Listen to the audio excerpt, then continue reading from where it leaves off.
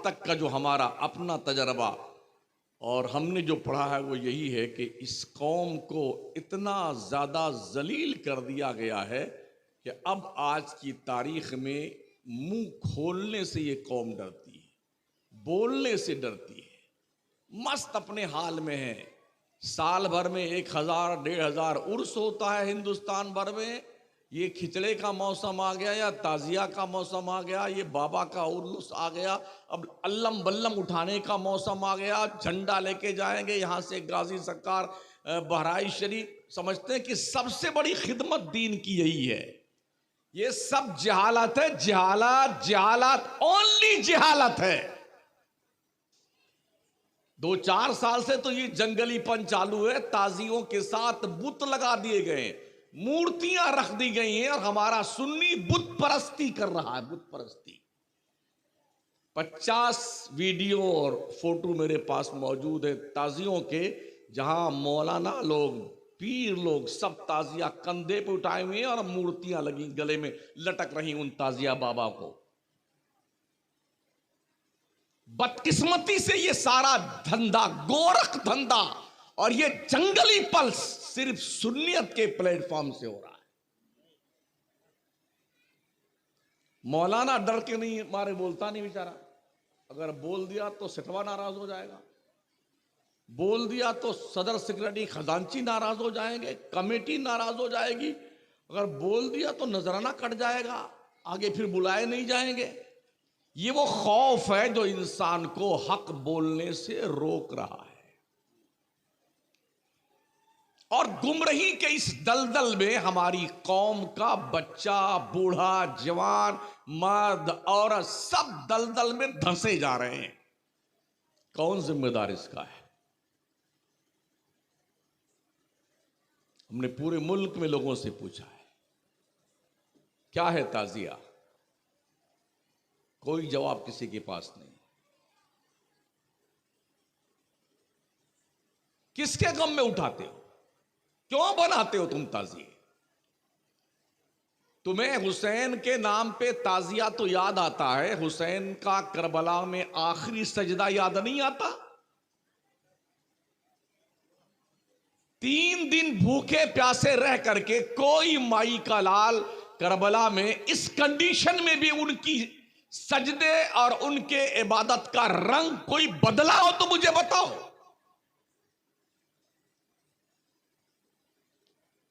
जान जाते जाते खुदा को सजदा कर करके ये मैसेज नबी के नवासे ने दिया है कि अगर कयामत की सुबह तक ऐसे हालात दीन मुस्तफा पे आ जाएं तो यही किरदार अपनाना। हुसैन शहीद इसलिए नहीं हुए थे कि उनके नाम का अल्लम बल्लम और ताजिया बाजिया उठाओ, इसलिए शहीद हुए थे खून में नहाओ, जख्म सहो, सर फिदा करो, जब वक्त आए दीन पे यूं हक अदा करो। बच्चे कुर्बान कर दिए, जवान कुर्बान कर दिए, भाई भतीजे कुर्बान कर दिए, रिश्तेदार कुर्बान हो गए, खुद की जान पेश कर दी। 82 में से 72 नफोसे कुदसिया शहीद हो गए, मगर नबी के दीन पर आंच नहीं आने दी। करबला में हुसैन ने नबी का लाया हुआ सजदा बचाया था ना। अल्लाह रब्बुल इज्जत ने वो एजाज दिया है। हम हुसैन के नाम का झंडा बंडा नहीं लगाते, हुसैन दिल में रहते हैं, दिल में। हाँ, अगर वो ना होते ना करबला में तो आज शनाख्त हमारी खत्म हो चुकी होती।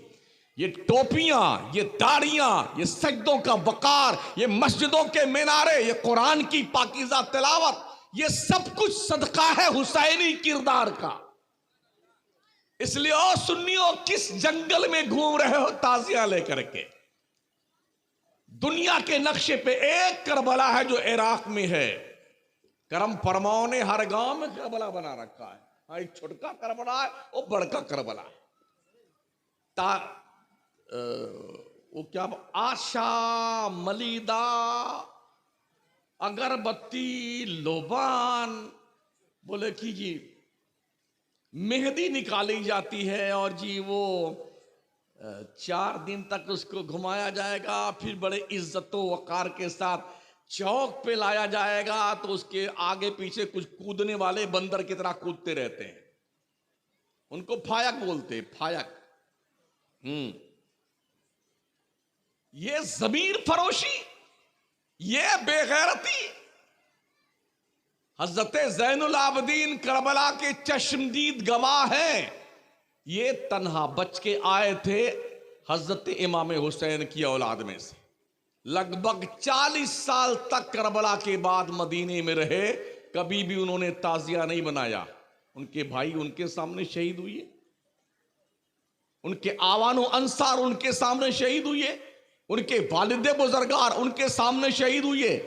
उनको गम नहीं था, ये फटे पड़े हैं 1400 साल के बाद। हाँ, वो ताजिया का लाए, पन्नी लाए, चमचमी लाए, बांस की फट्टी लाए, ऐसा सजा संवार करके हंसी हुस्से हंसी हुस्से।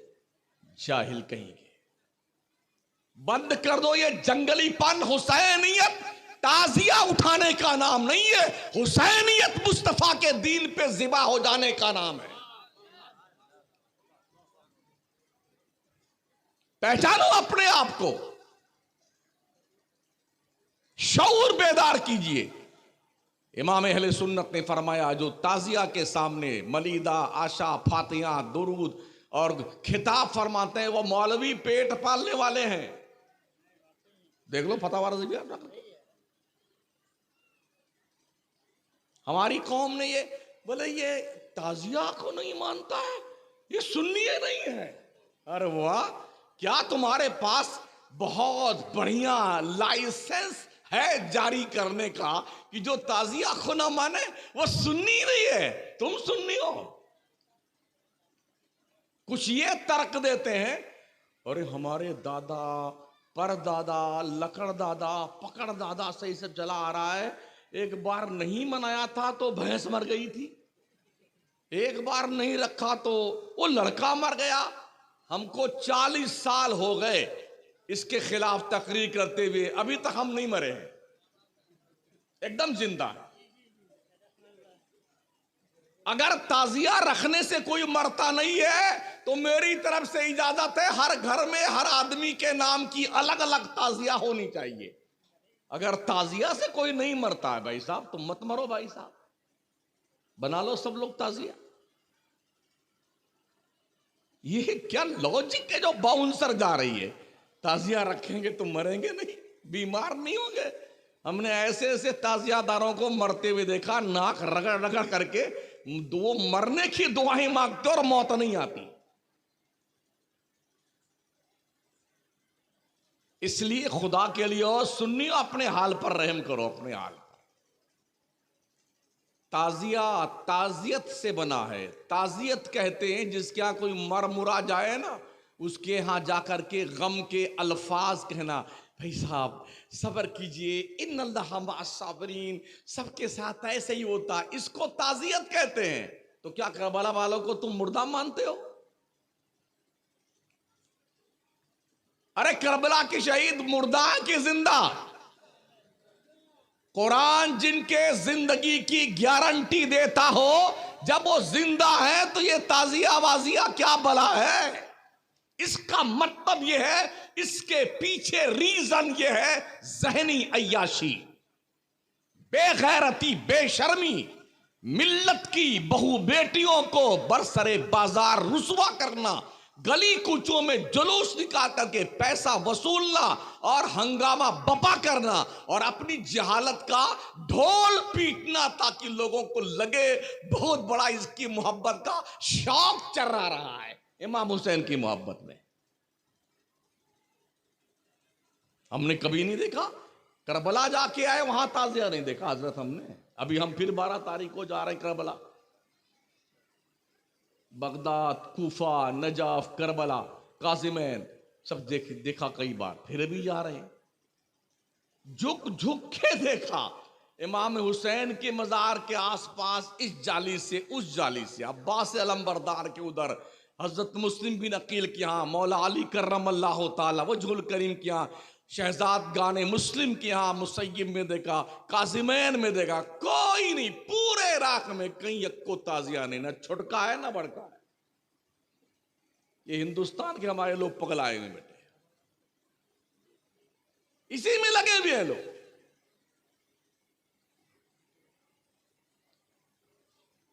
किस कदर हमारे यहां जहालत है। इन जलसों का क्या मकसद है?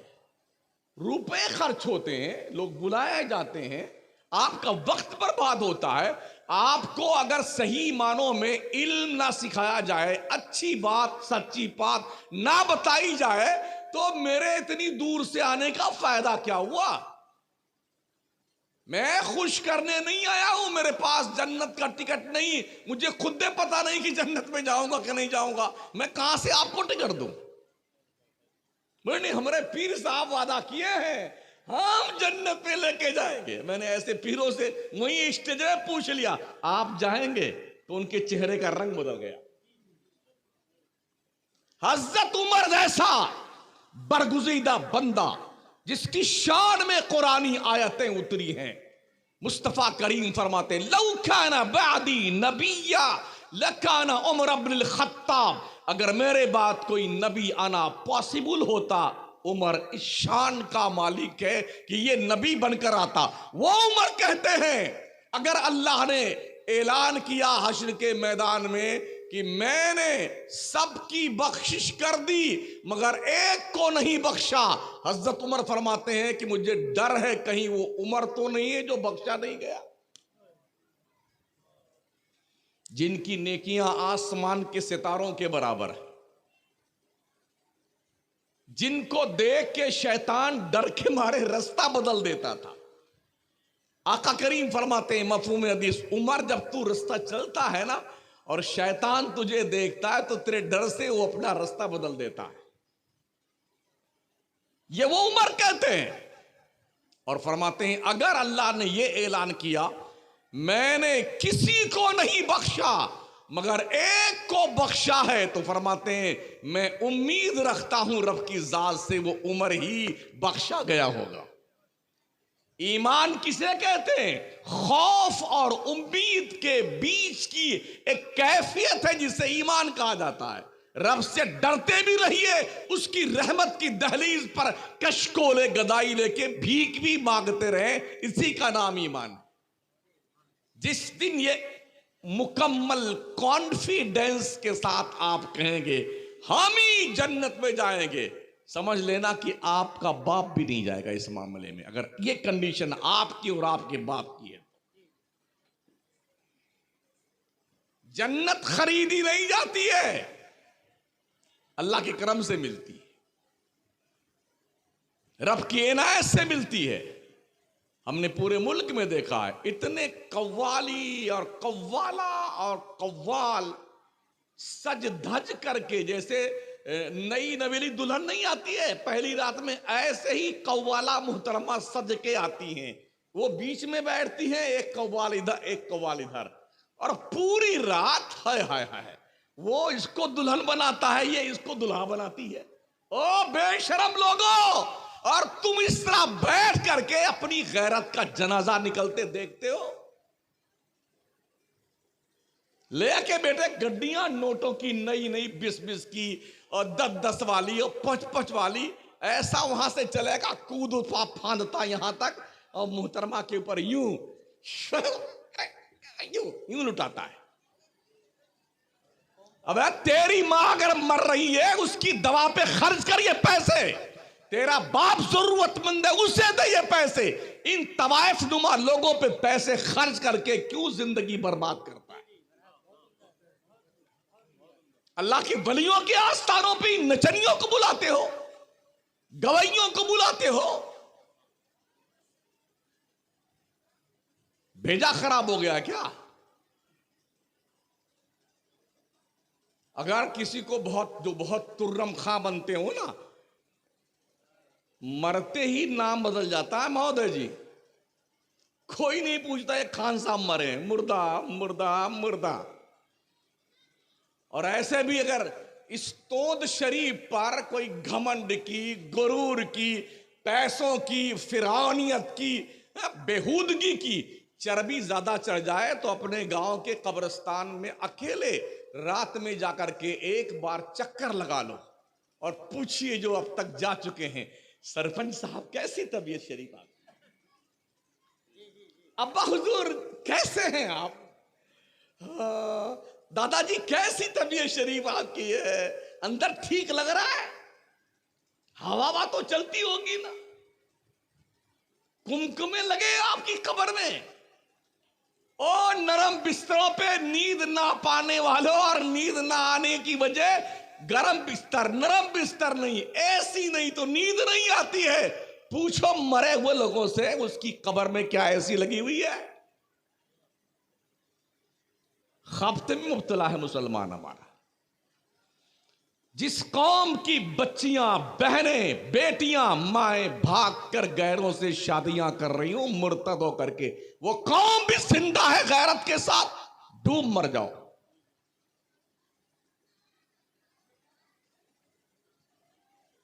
मुल्की पैमाने पे एक कुत्ते के खिलाफ संघर्ष किया जा रहा है जिसने हमारे नबी की शान में गुस्ताखी की थी। अब तक उसके खिलाफ कोई एक्शन नहीं। हम भी भारत के बाशिंदे हैं, बाई चॉइस रह रहे हैं भारत में, किसी के प्रेशर से नहीं। देश का संविधान हर भारतीय नागरिक को अपने धर्म के अनुसार आजादी के साथ जिंदगी गुजारने का बाज़ाब्ता तौर पर हक देता है। कोई किसी मजहब के खिलाफ टिप्पणी नहीं करना चाहिए, ऐसा हमारे देश का संविधान बताता है। फिर लोग क्यों पगला जाते हैं, किसी मजहब के खिलाफ बातें करते हैं, किसी मजहबी रिफॉर्मर के खिलाफ बातें करते हैं। रोज एहतजाज हो रहा है, रैली निकल रही है, और जनाबे वाला उसके खिलाफ FIR दर्ज हो रही है, मगर मजाल है कि सर पे जूं रेंग जाए। ये हालात देखने के बाद भी क्या आपको नहीं लगता कि आपको अल्लाह रसूल के दामन में पनाह लेनी चाहिए?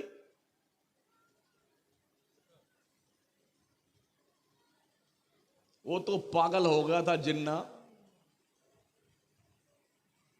हाँ, कई दोस्तों ने कहा, हमारे गैर मुस्लिम दोस्त, पाकिस्तान को बिल्कुल मिला लेना चाहिए हिंदुस्तान में। हमने कहा अभी बिस्मिल्लाह कीजिए, बिल्कुल मिला लेना चाहिए पाकिस्तान को हिंदुस्तान में। वो अटूट हिस्सा हमारे भारत का है।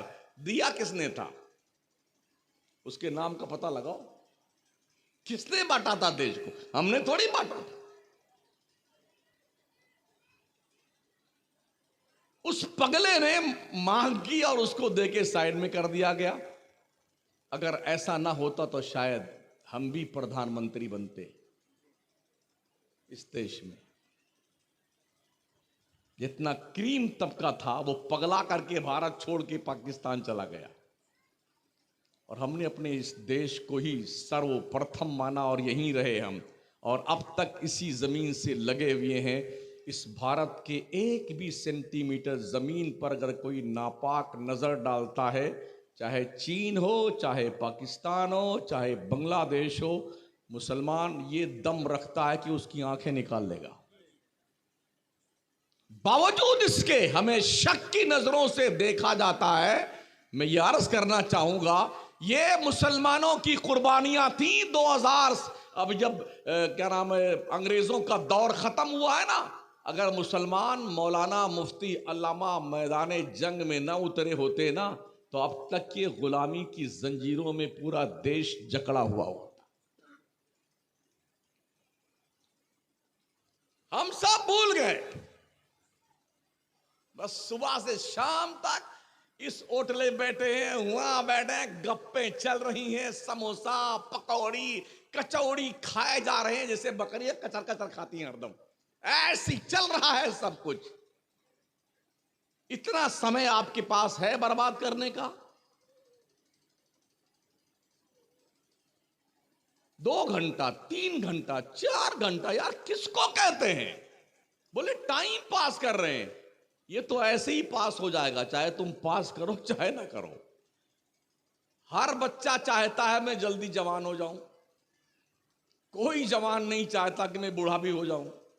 मगर क्या गजब का बुढ़ापा है, कोई चाहे चाहे ना चाहे वो जल्दी तशरीफ ले आता है। आईना में चेहरा देखने का बड़ा शौक लोगों को होता है ना, इसलिए कि उसमें चेहरा दिखाई पड़ता है। अगर आईने में किरदार दिखाई पड़ने लग जाए तो शीशा कोई नहीं देखेगा।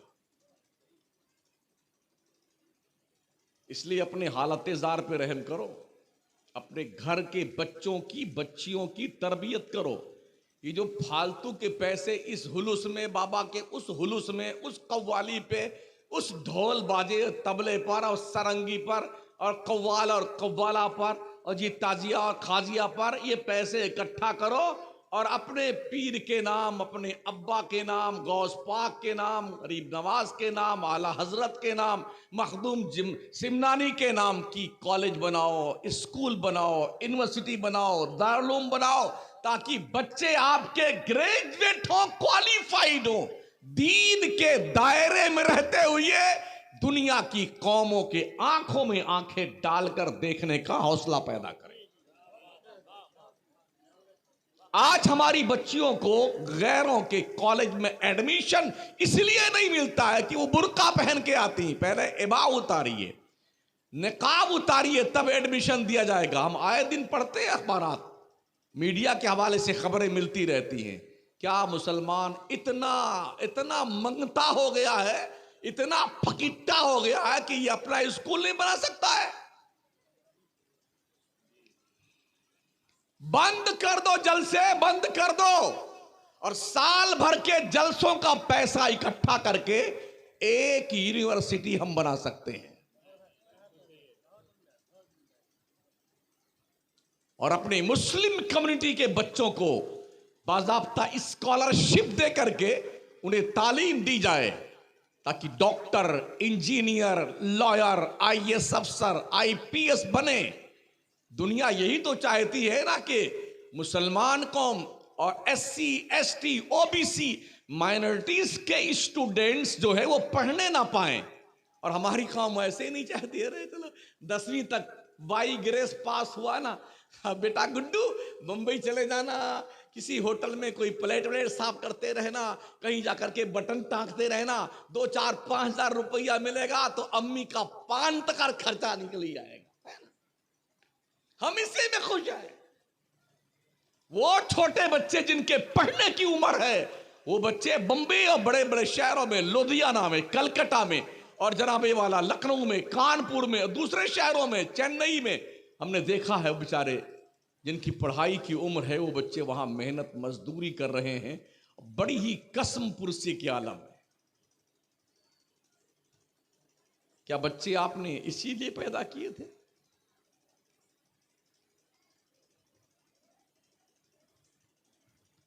इतना सब कुछ होने के बाद भी हमारी समझ में कुछ नहीं आता है। ऐसी बेसुध कौम तो हमने अब तक नहीं देखी है।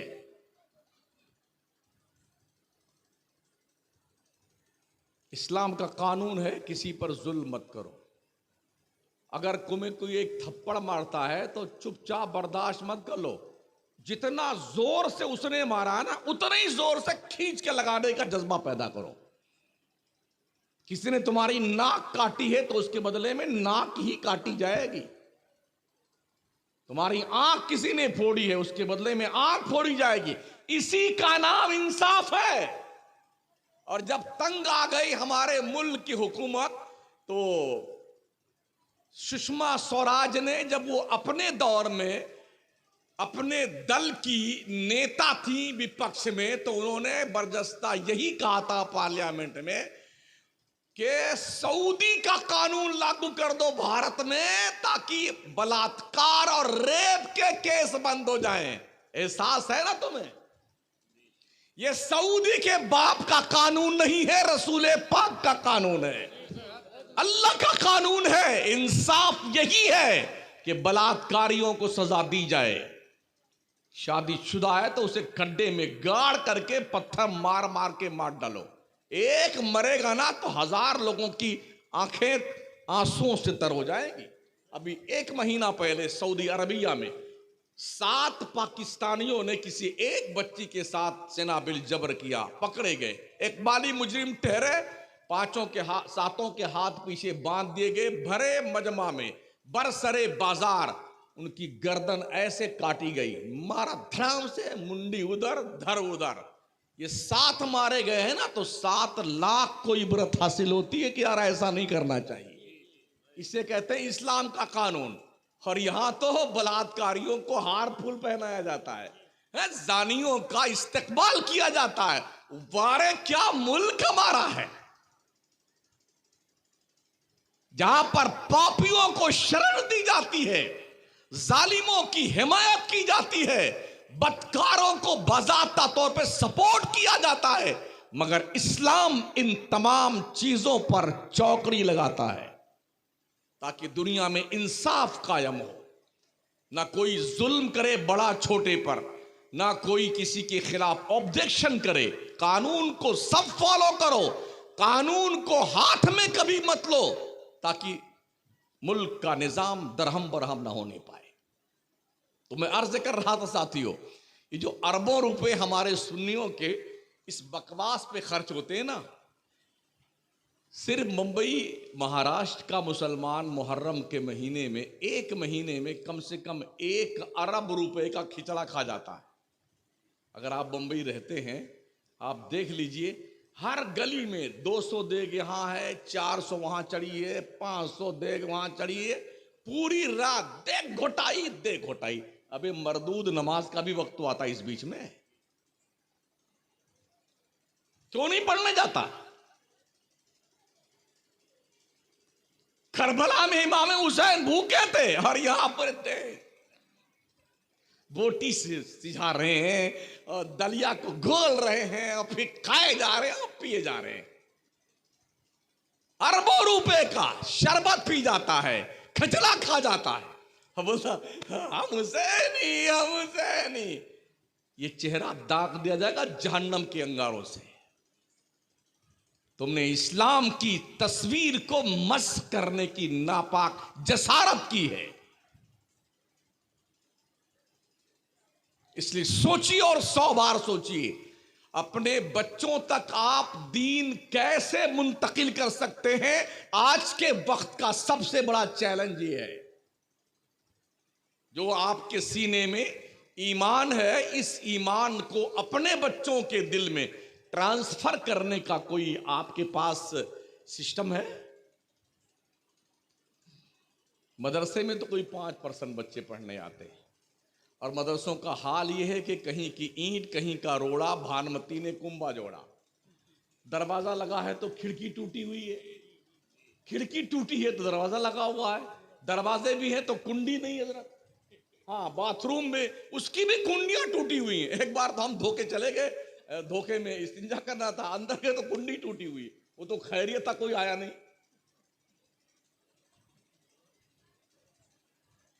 और इतने पढ़ाने वाले, पान खाने वाले, पूड़ियां खाने वाले, जब खुद खाओगे पान पूड़ी तो किस बच्चे को मना करेंगे आप? हमारे मौलाना लोग कहते हैं यार ये शमसुद्दीन हमको भी नहीं छोड़ता। हम बिल्कुल नहीं छोड़ेंगे, सीधी सी बात है। हमें फिर बुलाना चाहे मत बुलाना, मुझे शौक नहीं चल रहा था तकरीर का। हाँ, पूरी सीढ़ी पे ऐसे थूक थूक करके लगता है कि यहां कोई इंसान नहीं, जानवर बसते हैं। और अगर मच्छर के रोकने के लिए